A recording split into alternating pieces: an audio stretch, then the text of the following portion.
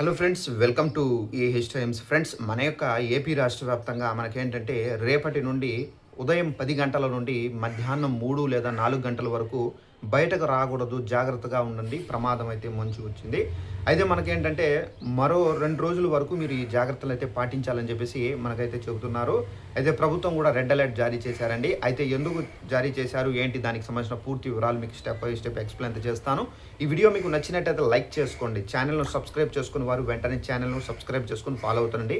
అయితే దీనికి సంబంధించి మనకు నోటిఫికేషన్ కూడా అయితే వచ్చింది. ఆ నోటిఫికేషన్ మీకు ప్రూఫ్ చూపించాలి కాబట్టి సో ఇక్కడ స్టిక్ చేస్తున్నాను చూడండి. ఇక్కడ చూసుకున్నట్లయితే మనకు సూర్యుడి నిప్పులు రేపు 50 డిగ్రీల ఉష్ణోగ్రత అని చెప్పి టైటిల్తో నోటిఫికేషన్ అయితే పబ్లిష్ కావడం అయితే జరిగింది. ఆంధ్రప్రదేశ్ రాష్ట్రంలో రేపు రికార్డు స్థాయిలో ఉష్ణోగ్రతలు నమోదవుతాయని చెప్పేసి ఏపీఎస్డిఎంఏ తెలిపింది. పశ్చిమ గోదావరి అలాగే పోలవరం జిల్లాల్లో 50 డిగ్రీలు అంతకంటే ఎక్కువ టెంపరేచర్ రికార్డ్ అయ్యే అవకాశం అయితే ఉందని చెప్పేసి అంచనా అయితే వేసింది. ఇక గుంటూరు జిల్లా కానివచ్చు, కృష్ణా జిల్లా కానివచ్చు, ఎన్టీఆర్ జిల్లా కానివచ్చు, అలాగే మనకు పక్కన ఉన్నటువంటి పల్నాడు జిల్లా, కోనసీమ, బాపట్ల జిల్లాల్లో, అలాగే నంద్యాల జిల్లాల్లో 49 నుండి 50 డిగ్రీల వరకు గరిష్ట ఉష్ణోగ్రతలు అనేవి నమోదవుతాయని చెప్పేసి మనకు ఏపీఎస్డిఎంఏ అయితే ప్రకటించడం అయితే జరిగింది. అత్యవసరం అయితే తప్ప ఇంటి నుండి బయటకు వెళ్ళవద్దని చెప్పేసి కూడా అయితే హెచ్చరికలు అయితే జారీ చేశారు.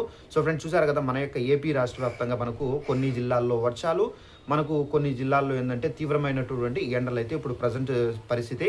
అయితే ఇప్పుడు మనకేంటంటే రేపు ఎల్లుండి దీని స్థాయి అనేది మనకు 49 నుండి 50 డిగ్రీల వరకు అయితే నమోదు కాబోతుంది.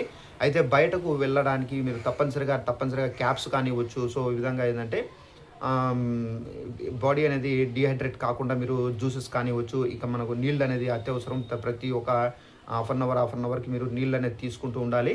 అలాగే మనకేంటంటే ఈ వడదెబ్బ కారణంగా చాలామంది గత సంవత్సరంలో కూడా ఏంటంటే లాస్ట్ ఇయర్లో కూడా చాలామంది ప్రాణాలు అయితే కోల్పోయారు.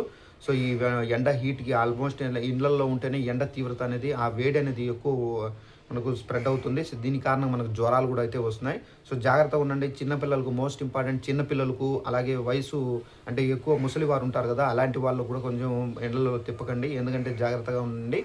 అలాగే మనకేంటంటే ఈ డీహైడ్రేటింగ్ కాకుండా బాడీకి సో తప్పనిసరిగా జ్యూసెస్, ఓఆర్ఎస్ఎల్ వాటర్, సో ఈ విధంగా మీరు తీసుకుంటే కనుక మన యొక్క బాడీ అనేది డీహైడ్రేట్ కాకుండా మనం కాపాడుకోవచ్చు. సో ఒకవేళ మీరు బయట తిరిగారనుకోండి, ఒకవేళ వడదెబ్బ తగిలింది అనుకోండి, మీ ప్రాణాలకి ప్రమాదం అండి. ఆల్మోస్ట్ ఏంటంటే చాలామంది గత సంవత్సరంలో చనిపోయారు. సో ఈ విధంగా చనిపోయే అవకాశం కూడా అయితే ఉంది ఎండ హీట్ ద్వారా. సో ఇదండి ఇన్ఫర్మేషన్. ఈ వీడియో నచ్చినట్లయితే లైక్ చేసుకోండి. ఛానల్ను సబ్స్క్రైబ్ చేసుకున్న వారు వెంటనే ఛానల్ను సబ్స్క్రైబ్ చేసుకోండి. ఎలాంటి అప్డేట్ వచ్చినా కంపల్సరీగా మీకు తెలియజేస్తూ ఉంటాను. సో ఈ ఇన్ఫర్మేషన్ తెలిసిన వాళ్ళకు కూడా షేర్ చేయండి. Thanks for watching this video. All the best.